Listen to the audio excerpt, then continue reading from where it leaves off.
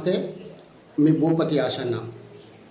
ఈరోజు పహల్గామ్ ఏదైతే ఉగ్రవాదుల దాడి జరిగిందో అది సంవత్సరం రోజులు అవుతుంది. కాబట్టి మరణించిన మన భారతదేశ బిడ్డలు ఎవరైతే ఉన్నారో పౌరులు, వారికి నా ప్రగాఢ సానుభూతి తెలుపుతూ మీకు అండగా భారతదేశం మొత్తం యావత్తు మొత్తం మీకు అండగా నిలబడుతుందని చెప్పేసి తెలియజేస్తున్నా. ముందుండి ఎదురుండి కొట్టాలేని చాతగాని సన్నాసులు అణువణువున విషాన్ని నింపుకొని ఏదైతే పాకిస్తాన్ ప్రేరేపిత ఉగ్రవాద సంస్థకు చెందిన కొంతమంది దుర్మార్గులు పహల్గామ్లో పర్యాటకుల మీద జరిగిన దాడి ఏదైతే ఉందో అది చాలా దుర్మార్గమైన పని.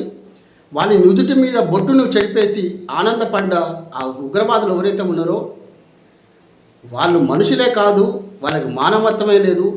అసలు ఉగ్రవాదులు అంటేనే వాళ్ళకి నరనరాల్లో విషం ఉంటుంది. కాబట్టి ఈ దేశాన్ని ఉగ్రవాదులు ఎంతమంది పాకిస్తాన్ ఉగ్రవాదులు వచ్చినా కూడా ఈ దేశాన్ని విచ్ఛిన్నం చేయలేరు. ఎందుకంటే భారతదేశం గొప్పది.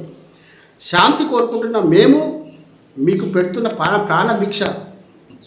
మా పెద్దలు చెప్పిన శాంతి, సహనం, ప్రేమ మాకు నేర్పించింది. కాబట్టి మేము ఓపికతో ఉంటాను. మేము తలుచుకుంటే ఒక్క క్షణంలో పాకిస్తాన్ అనేది ఉండదు బిడ్డ, ఒక్క క్షణం పాకిస్తాన్ ఉండదు.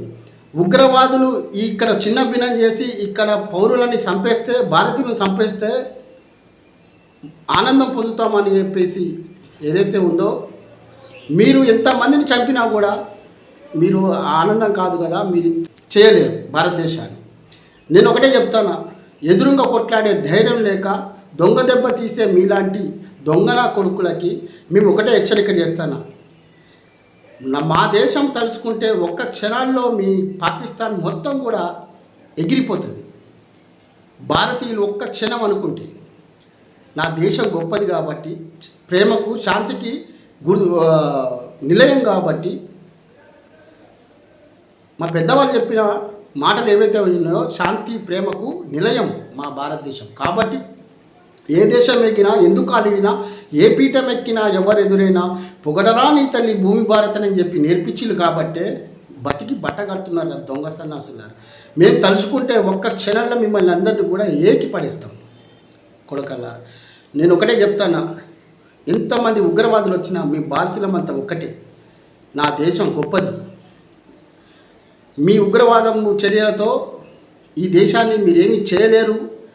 ఈ దేశం ఒకటి ఏడవడమే తప్ప, ఈ దేశం మీద ఎదుగుతున్న నా భారతదేశం మీద ఏడవడమే తప్ప, మీ దేశం కోసం మీరు కష్టపడితే మీ దేశం బాగుపడుతుంది. దొంగ సన్నాసులారా, మీకు మానవత్వం లేని మిమ్మల్ని మేము ఓపికగా ఉంటామంటే శాంతికి నిలయంగా ఉన్నాం కాబట్టే మీరు బతికి ఈరోజు తిరుగుతున్నారు.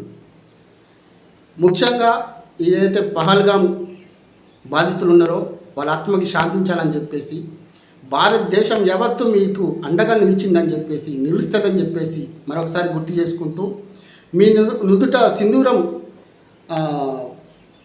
తీయచ్చు, కానీ మీ పిల్లల నుండి భారతదేశ ప్రేమని, వాళ్ళకున్న నమ్మకం, విశ్వాసాన్ని మాత్రం ఎవరు పోగొట్టలేరని చెప్పేసి నేను తెలియజేసుకుంటూ మీ భూపతి ఆశన్న. జై హింద్, జై భారత్, భారత్ మాతాకి జై. అందరికీ ధన్యవాదాలు.